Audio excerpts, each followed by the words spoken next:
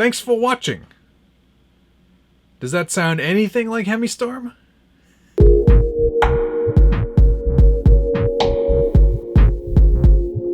Welcome back to the Scale Builders Guild. Thanks again for watching. Today we're doing a paint demonstration on the RedCat Gen8.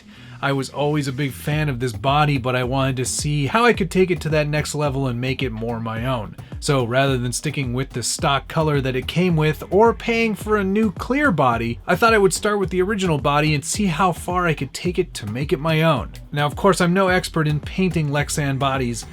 Chris Hemistorm is the guy that you want to definitely check out. I'll make sure to put a link in the description below where you can check out his channel. He is a master of painting Lexan, and he can do things that I would never even begin to be able to comprehend how he did it. But he is an amazing guy, an amazing friend, and I was definitely inspired by his painting video on the Gen 8 to see what I could do to make this my own as well. Before we get too far into this, one thing I did want to mention is that my desire to have clear windows was very high on the priority list.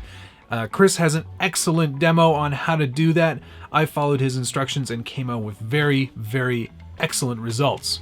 One caution though, it does require an awful lot of elbow grease. So if your elbows aren't lubricated currently, be sure to lube them up very well before you get started on clearing those windows. A lot of wet sanding is required, a lot of different grits, and of course some polishing compounds to get them as clear and as see-through as possible. I will put a link in the description below where you can check out Chris's video on how to exactly do that process to get those windows clear. It is definitely well worth it, and if you don't feel like springing for a whole new clear body, this is the only way to do it. If you're going to be painting indoors, make sure that you are wearing some sort of respirator and venting the area in which you're painting. These paints are very toxic and you should not be breathing in the fumes. Without further ado, let's get into the steps required for doing this type of paint job. If your windows are clear and you decide to go that route, I would definitely recommend masking those windows from the inside and then removing a little bit of trim around the outside that you spray black to give you that nice rubberized trim look around the windows.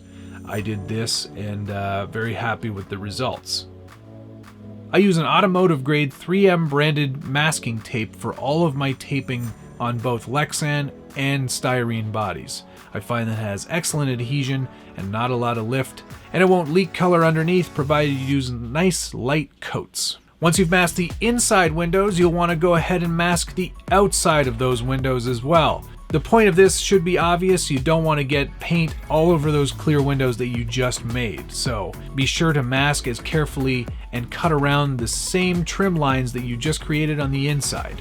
Once we've got all our window masks traced out, it's time to start thinking about what color scheme you're going to go with. I wanted to make sure my top was a vintage cream, or as it's sometimes known, racing white. Unfortunately, Tamiya doesn't make a vintage white in their PS line, so what I did was lay down a base coat of PS1 white, and over top of that, because you've already laid down a PS layer, you can lay down some TS color. So there is a TS racing white, which is TS7, and in light coats over a few layers, it actually will adhere just fine.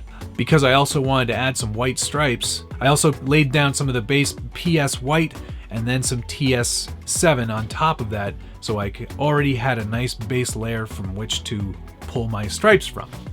To speed up some of the drying process, because TS paint does take longer to dry, I used my trusty heat gun to make sure everything was nice and gassed out before I started masking everything off. And after letting everything dry and masking off the roof, I lay down my final color, which is cobalt green, or PS54. It's a more recent color from the Tamiya line, and I thought it had a nice vintage feel. It's definitely more into the turquoise kind of realm than it is green, but it is a very cool color. I didn't lay down as many coats of that cobalt as I did want some of that orange to still show through, as if this was maybe a paint over an original color, and some of that orange color might be coming through and might even look a little bit like rust. I laid down a final coat of PS55, which is flat clear over the entire body, and finished by removing all the masks. And this is how it turned out. As you can see, I've removed all of the fender flares. I didn't like the shape of them. I thought this looked a lot cleaner without them. I also 3D printed a new grille from RedCat's page, which I will of course put a link in the description below. I've also for the time being swapped out the stock wheels and tires for a Proline Hyrax 1.9 with some Method roosts from Vanquish Products. These were on another truck before, and you can see they've already got a very nice patina, which definitely lends to the older look of this truck. In future episodes, I'll be printing more of RedCat's accessories, and I will be doing some weathering on this body as well. As it's been painted on the outside, it will lend itself very well to weathering with an airbrush. I'm looking forward to doing that, and I hope that you'll stay tuned. You can also make your Gen 8 stand out from the rest of the crowd and have a very unique paint job without a lot of effort. As long as you're careful about your masking and thinking about which colors you want to do and in which order you want to do them, you can get an effect similar to this with little trouble. My thanks to Hemistorm, of course, for all of the guidance and inspiration along the way. He is an amazing painter, and I am in serious awe every time I see something he does. If you have any comments or suggestions about what you'd like to see me do next with the Gen 8, by all means, post them in the comments below. I love to get your feedback, and of course, you know I answer every single comment. If you enjoyed this video, be sure to hit the like button, subscribe if you haven't already, and hit that notification bell so you get updates anytime there's a new video from the Scale Builders Guild. Thanks so much for watching. We'll see you again soon.